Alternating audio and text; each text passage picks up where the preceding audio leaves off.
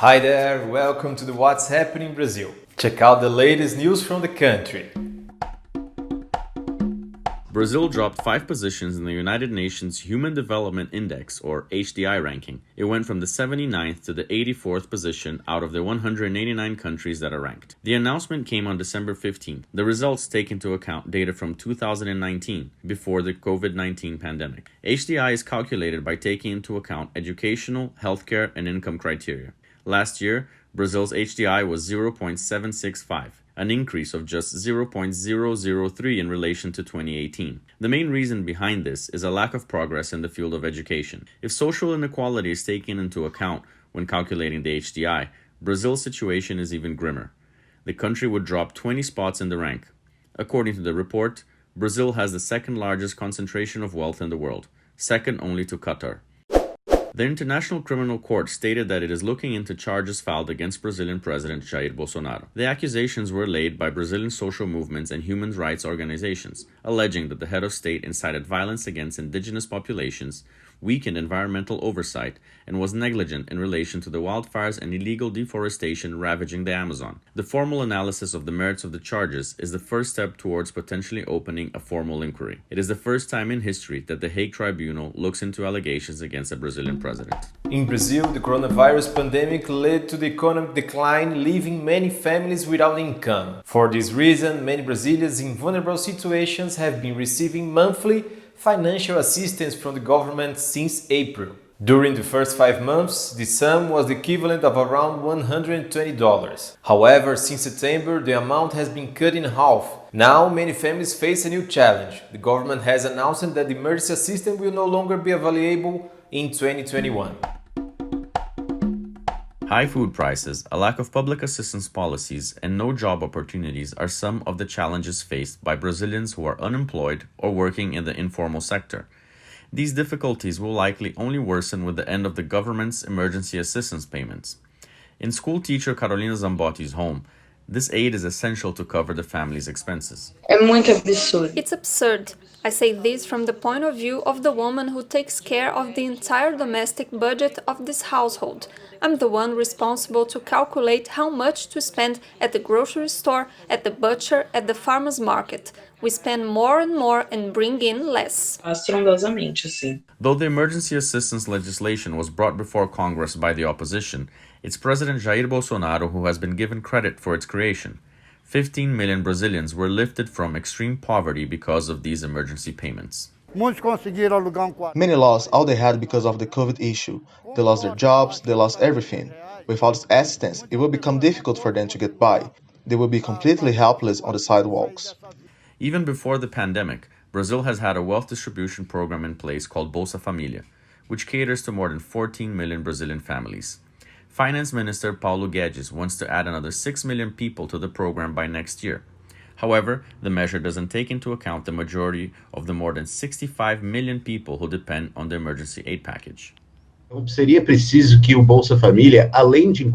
would be necessary for the Bolsa Família program to not only to incorporate those currently receiving emergency assistance, but also to increase the amount provided. There has been no increase in the Bolsa Família program since 2017, and even then, the increase fell below inflation. This means that these benefits are being eroded. The government has proven incapable of reducing inequality through these mechanisms. Though they had months to prepare for what would come after the emergency assistance period, nothing has been sorted out.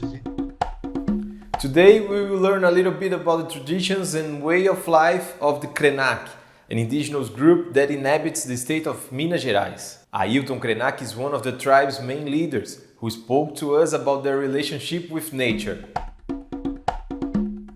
The Krenaki are a native people that live on the margins of the Doce River. Their connection to nature comes from childhood, as explains Ailton Krenaki, an indigenous leader who for 30 years has been fighting to preserve his people's land and way of life. Our ancestors believed that it was useful to put our children in the river and talk to it, ask for protection for these little ones who are starting their lives so that they could walk, so that they could be strong.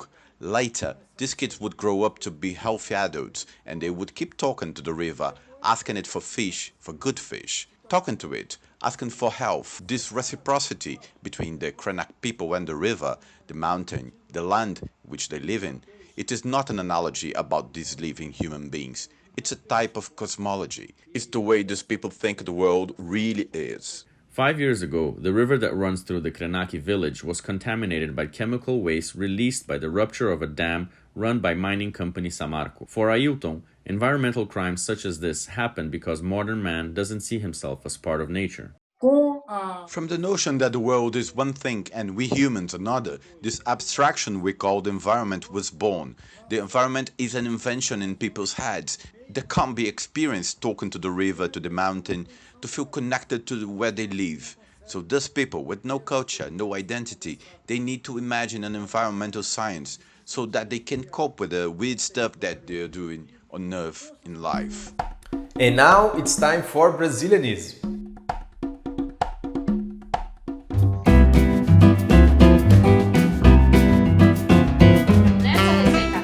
The first thing we do when making pé de moleque, loosely translated to child's foot, is make the sauce. In this recipe, we will use 1.5 liters of water. I'll mix it with the coconut, which is already grated.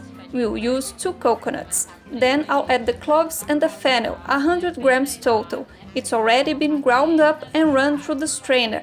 It's ready to go in the water that we're gonna boil. And here we have the coconut.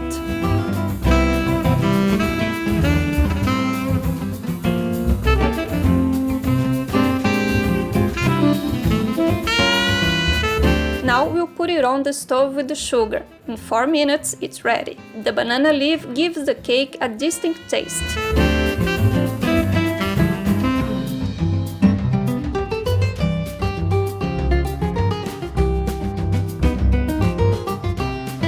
So that we can have a more concentrated dough, we will add a little bit of sweet powder. You can add 100 grams of sweet powder to the manioc flour to give the cake some cohesion. Let's ready the baking pan with the banana leaf.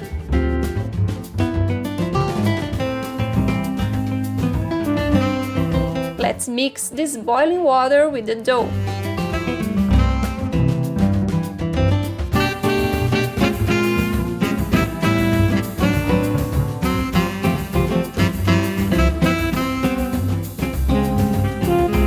Now we'll put it in the oven for more or less an hour. When it's baked on one side, you have to flip it over to bake the other.